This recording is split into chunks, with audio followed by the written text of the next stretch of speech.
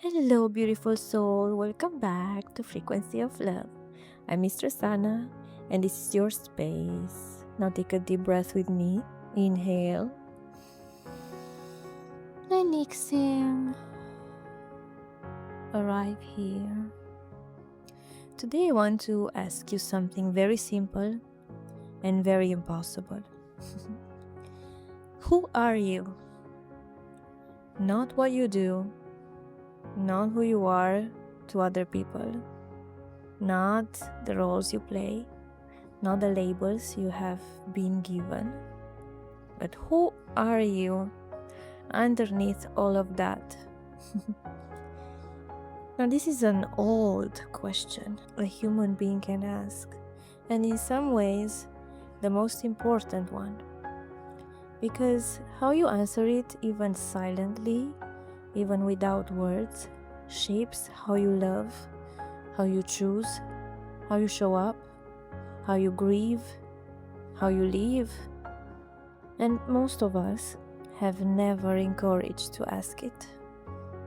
Now, we are given identities before we are old enough to consent to them. A name, a gender, a role in the family, a culture, a religion, a set of expectations about what a good version of us looks like.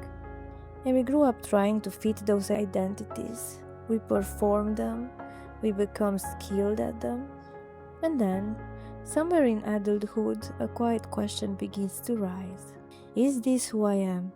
Or is this who I was told to be? And listen to yourself, listen carefully. Have you encountered this question before? And today, we are going to look at that question through three lenses: psychological, spiritual, and somatic. And we are going to find together gently that the answer is not as far away as you have been told. And let me start by saying something honest. The labels you wear are not the enemy. The roles you play are not lies. The identities you have constructed are not pretending. They serve the purpose, and they still serve one. And the work is not to throw them away, but to know that they are not the whole of you.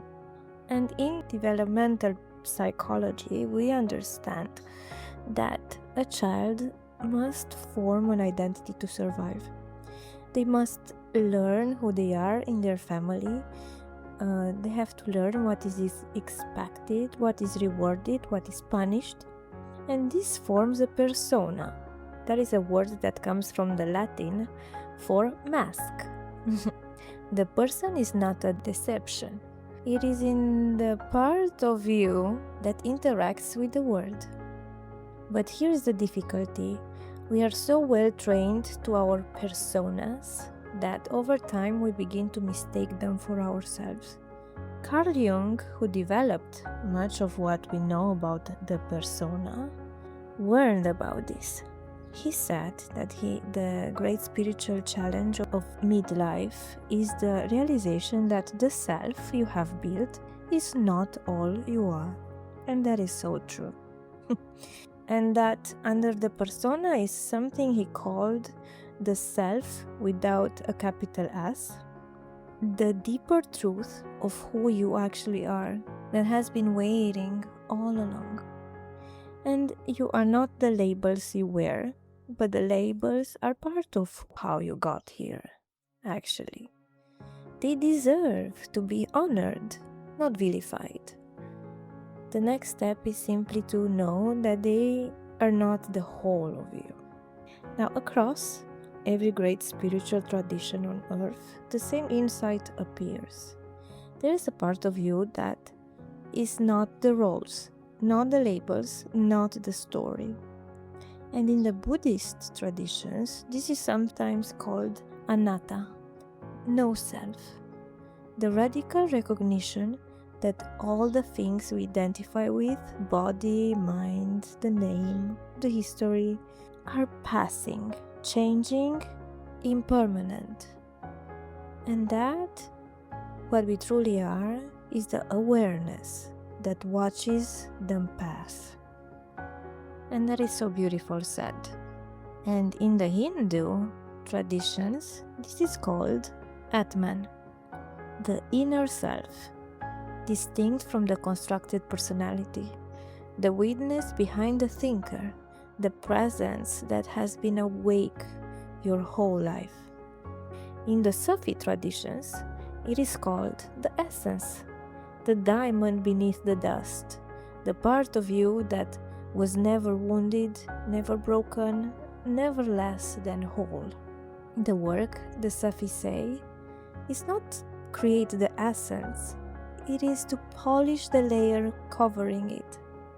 And in the contemplative Christian traditions, this is sometimes called the soul, the part of you that belongs to something larger than your circumstances, that carries a kind of light that does not need to be earned. These traditions, which developed in different parts of the world, in different languages, with different metaphysics, agree on this one point. Beneath the constructed self, there is something that was always already here. Whatever you call it, soul, essence, self, witness, or simply consciousness, this is the part of you that the labels never touched. And here is what I want you to try for a moment.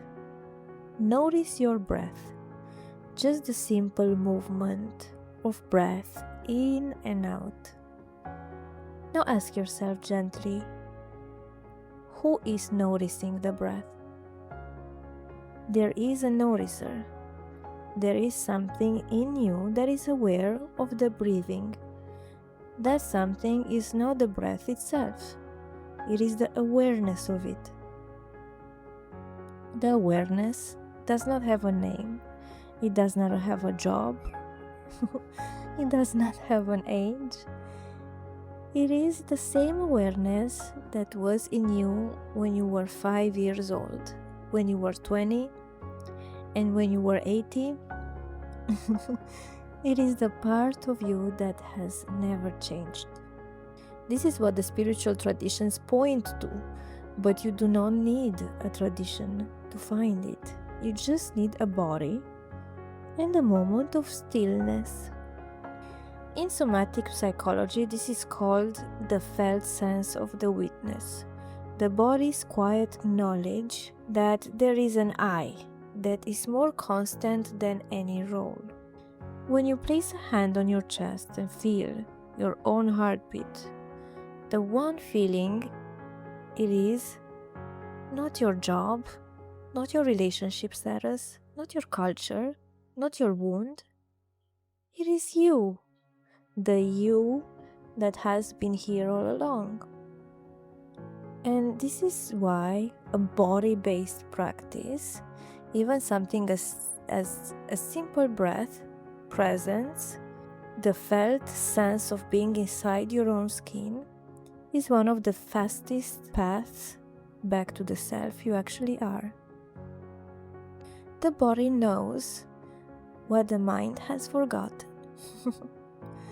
And I want to say something very important. The work is not to abandon the labels. It is not to leave behind your role as a parent, partner, professional, friend. It is not to dismiss your culture, your history, your story. Those are real. They have shaped you. They are part how love arrives through you in the world. The work instead is to know that they are not all of you. Underneath them is the witness, the essence, the soul, the self that was here before the labors and will be here when they fall away. When you live from this place, the labors become lighter. You wear them without being in them. You wear them, you can take them off, but you know who is the essence. And this is what the somatic practitioners call embodied awareness. Different words, one truth. You are not the labels, you are the one who can wear them and put them down.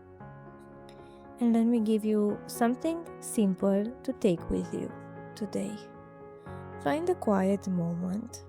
Sit or lie down, close your eyes if it feels right. Notice your breath, just for a few breaths, without trying to change it. Now in your mind, say silently, I am. Just those two words, I am.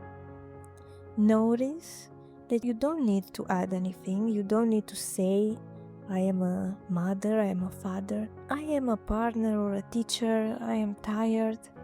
Nothing, just I am. This is the place underneath everything. The you that is here before the labels arrive. The you that is here when the labels fall away. The you that has been with you faithfully your whole life, watching everything you have been through. Meet that one today. Sit with them for a moment. They have been waiting. And if you are someone who has spent years wondering who you really are, underneath the labels, underneath the masks, underneath what you have been told to be, I want to say this to you. You are not lost. You have always been here. The labels did not erase you, they just cover you. The roles did not replace you, they just kept you busy. And underneath all of it, underneath the persona, the performance, the practiced version, the real you has been waiting, patient, awake, for you to remember.